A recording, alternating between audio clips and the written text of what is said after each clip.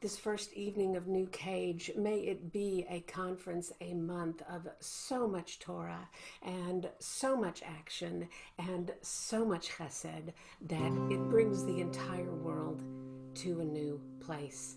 I share with you a song by Hillary Rollins and Michelle Browerman, and it's called While There Is Still Time.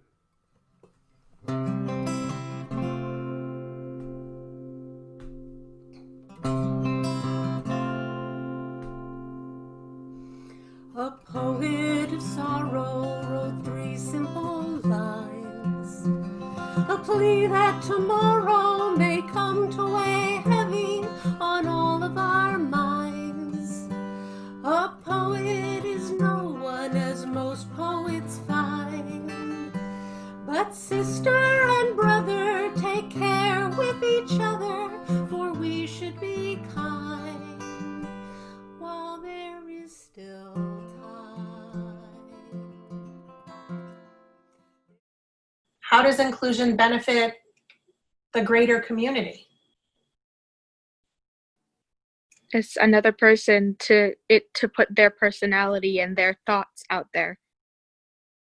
Yeah, new thoughts and ideas, right? Absolutely.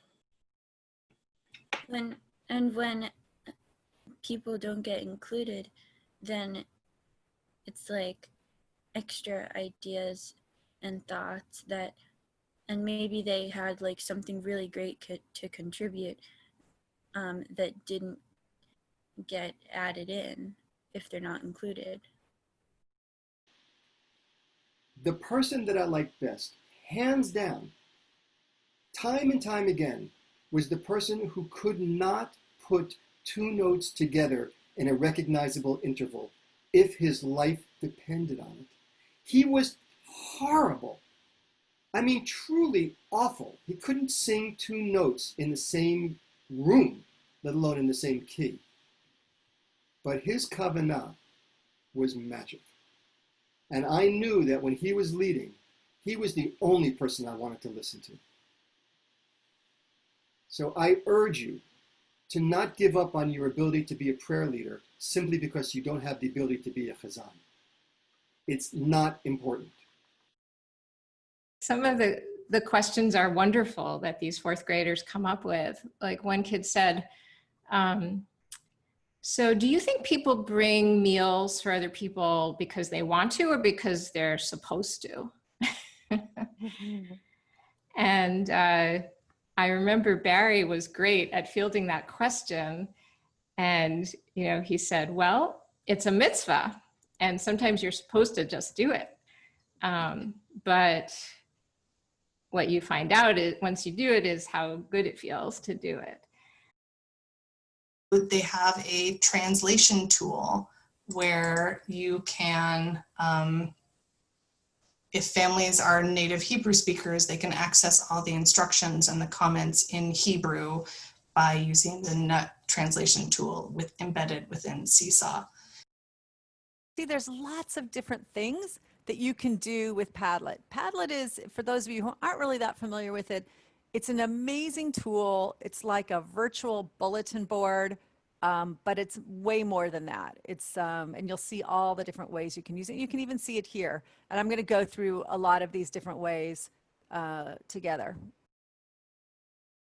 Working with organizations like PJ Library, I also get the fun opportunity to get small children to interact with Jewish ritual, Jewish heritage, and Jewish tradition in different ways.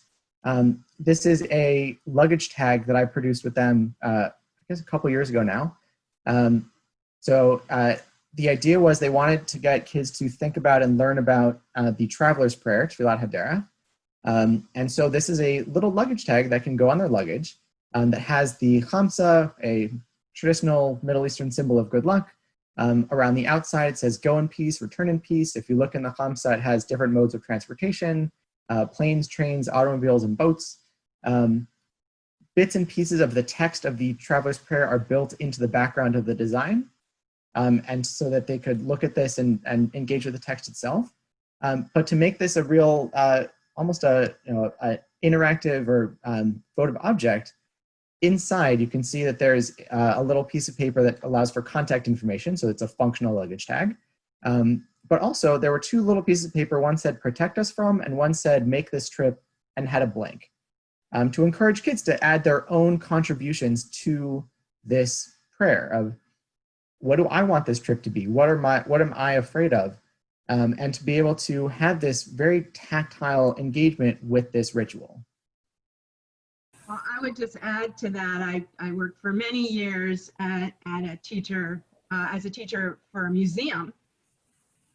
And every year I'd come back from the CAJE or NewCAJE conference, and people would look at me like, where did you go on vacation that you came back so energized and excited and you have all these great ideas? And I've always treated my sessions this way.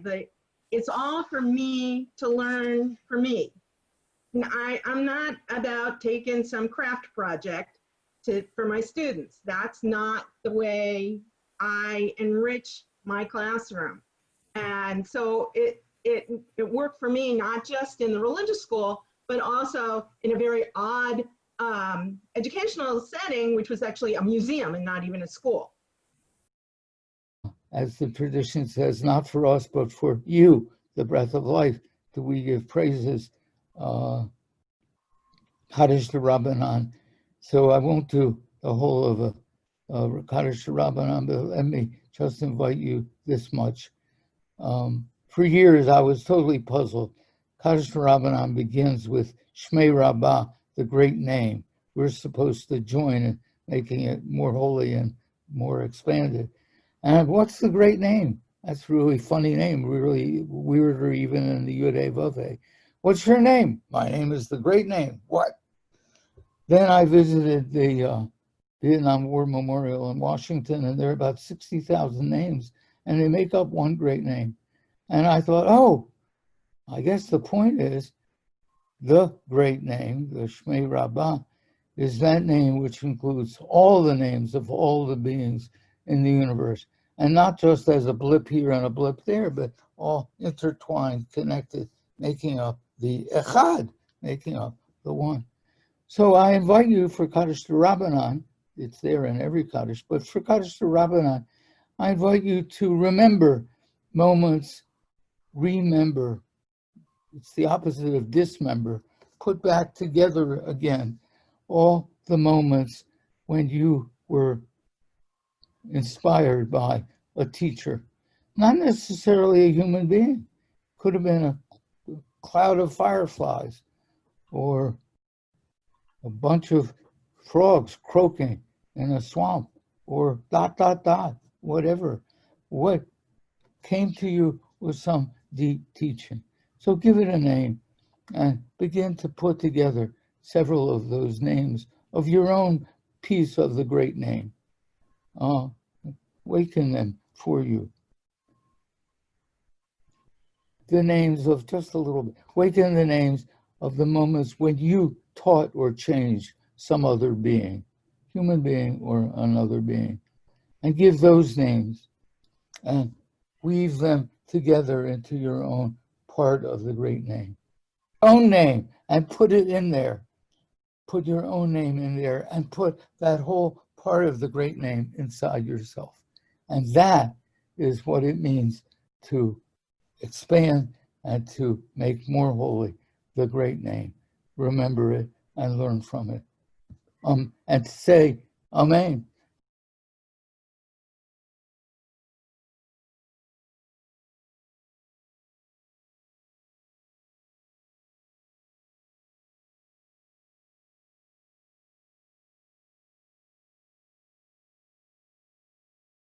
We started out with everybody doing, an herb box, which then moved into, now we were starting to acquire staff for gardening.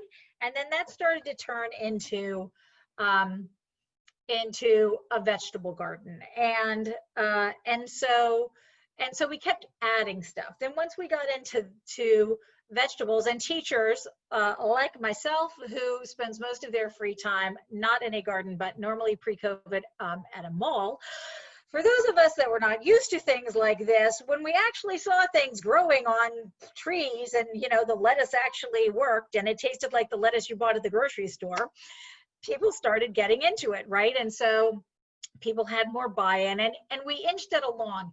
As teachers inched along and they were able to get excited about it, the kids got excited about it, and then the parents got excited about it.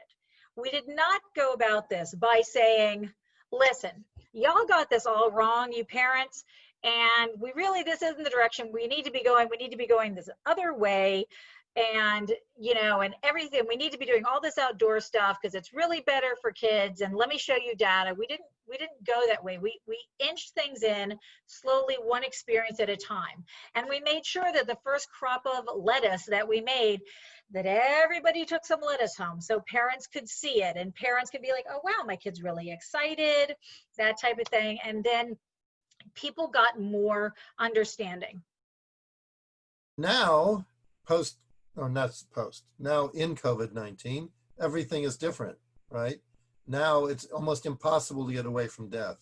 It's in the newspaper, on television, it's the lead story, it's the second, third, and fourth story, it's every story, and it's not really possible to get away from it, which means that people still don't necessarily want to talk about it because it's enough already.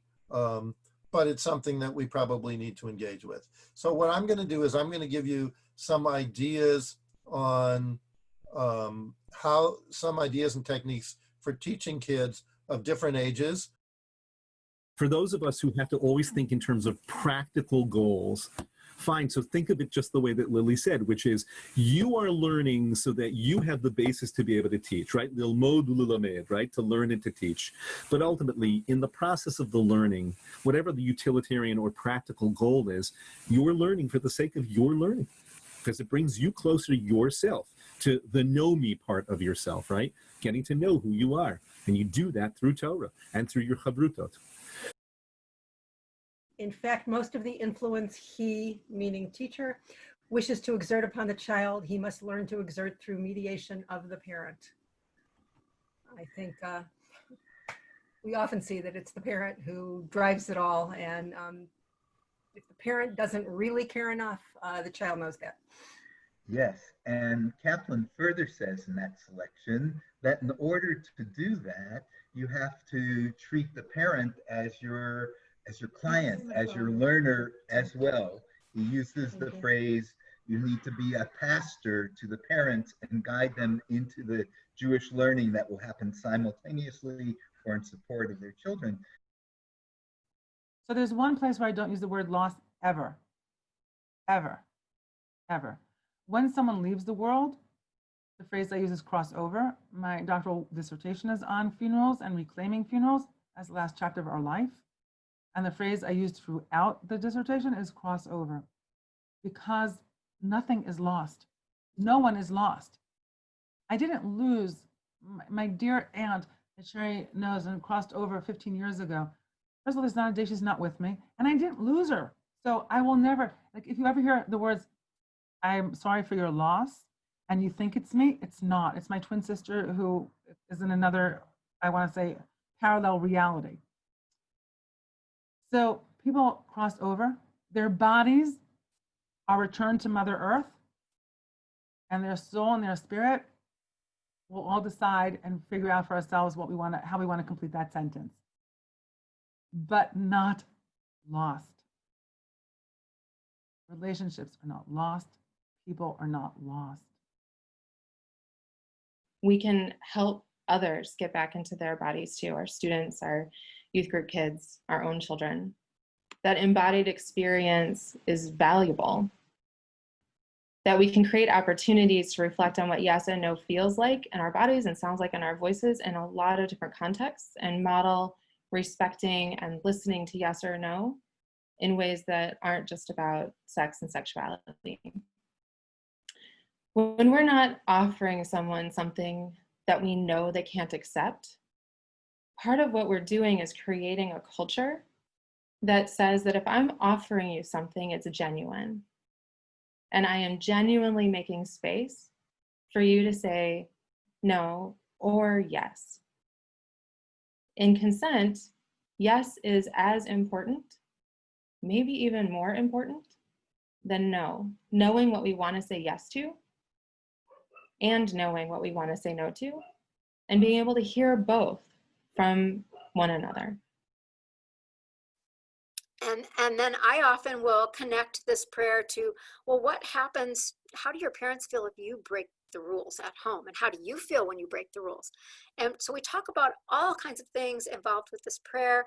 And then the kids each group creates their own play. So number one, the kids are digging into the meaning and how can they best represent it in kid terms. And then one group watches while the other one does it. So it's reinforcing the different interpretations of a prayer, but still reminding us of that prayer.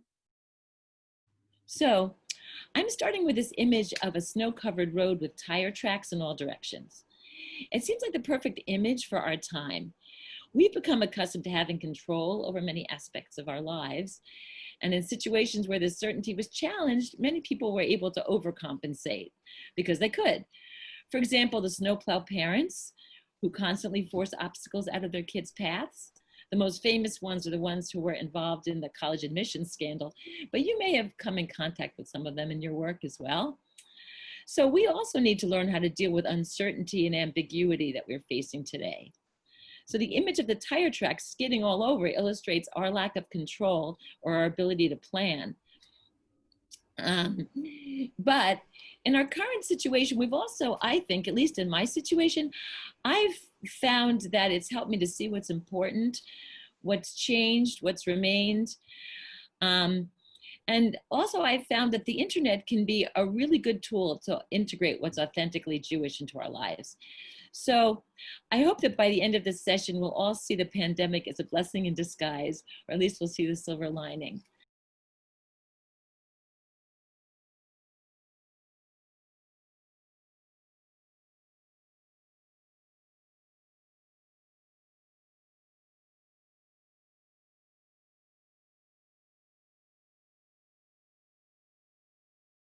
How much you're pushed, how much you're pulled, how much you wish, how much you wait, how much you pray. And if you don't get what you want, then what you want's not what you needed anyway.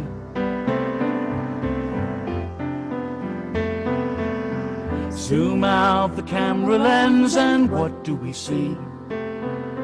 The Earth, the Moon, the planets, and the galaxy. And I am just a speck of dust, lost somewhere in my own universe. Grateful, hark the herald angels sing, come all ye faithful, and give thanks for everything. For all that's said and done, for all that's yet to come, help me to be grateful. Grateful. Grateful. Grateful.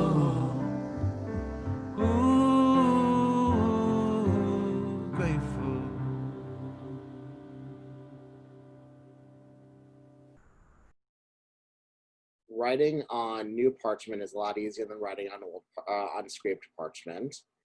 And so on the one hand, it's suggesting that learning as a young person is better and more impactful. And yet eating unripe grapes and drinking wine from the press is not as good as eating ripe grapes and drinking aged wine. So, you know, there's something to be said for, again, this idea of lifelong learning. And hopefully you go through life being able to learn something new every day. I learn new skills all the time, and I think that's important to always be open to that.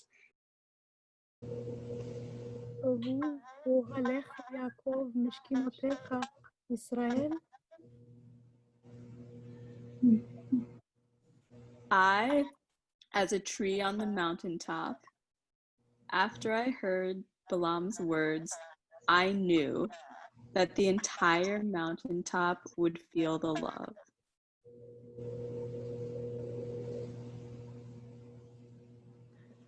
I've been blessed, a humble tent of the Israelites. I've received a blessing from God. Like God, I feel that I'm creating a shelter over the Israelites as God's presence.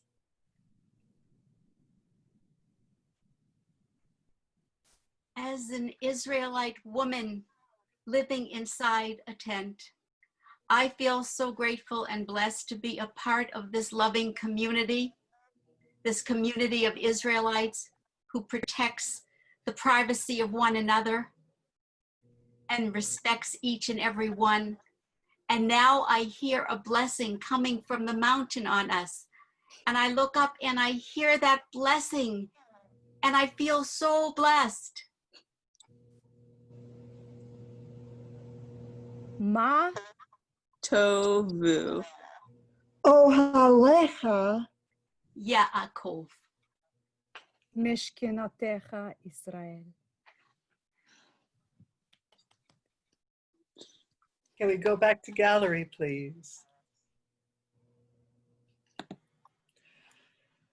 That was sweet. Comments, please. What did you notice? Evelyn. I'm sure many people have noticed it. I'm voicing it. It was interesting to me that it started at the very end of the story and it went beyond what the text tells us. So that was super interesting for me to see. Helen, did you want to say something? No, I'm good. Sorry. Okay, thank you, Evan. I'm going to the next page to see. Does anyone want to comment? Hannah. I love that they began with silence. I love that she couldn't speak. I could see that struggle, but I love that they began with silence. Can you see what doing this work will do for your students? You have already gone so deep in this 45 minutes, 50 minutes that we've had. Imagine how deep your students can go. Biggest lesson of all for this, which is, yes, Torah is being written continuously. I think the biggest lesson of all is don't skip over the boring parts. I think sometimes the boring parts, we talked about the census, the genealogies in Genesis. You know, I've studied them also. They are not boring parts. They have a lot to teach us. And in some ways, this is history. Whereas other things in the Bible are stories, but this is really a kind of historical keeping track of where they were, so that we have a sense that these are things that, I don't know, they actually happened. You can decide that for yourself. But I think that there's a sense of, in the storytelling, I'm looking at Panina and Sherino, in the storytelling, there's some sense of, I'm now going to take you on a journey. Now, when they tell stories, some of those journeys are fictional, I suppose, and some of them are imaginary. But because they take you on a journey, you've been. You know, it's not just that you've been if they're historical. Sometimes we've been when they're imaginary too. And then what do we learn from this? And as you can see, there's so much to learn from these parts that are journeys, and that are our journey, and that are our people's journey. But here's my question: how do I know what story to pick? I'm paralyzed by knowing that I don't know which story is the right story to tell at this moment. And I know it will come, but where do I start? Where do I start right now? How do I begin this journey myself? Wow, I saw Dante's hand and his smile go up immediately. This is a great question. I'm just going to say 5 words. Let the story choose you. And I turn it over to Dante. Well, I also saw Renee and Penina laughing because this is the opening of Penina's book, Jewish Stories One Generation Tells Another, about the archer who shoots at a barn and paints the target around it. Find the stories you love. And just as Cherie just said, do the story you love and figure out why that's the right story. Because if you love it, somebody else will too. If I could just add on to that, it's the story you love that you really need to tell. And as I mentioned also sometime, was it only this week that we met these wonderful people? Ooh. That sometimes I realize, and I've learned this over the years, that there's a wisdom in those stories that I choose to tell that I need to learn more about. I need to keep getting in that wisdom and remembering it and listening to it.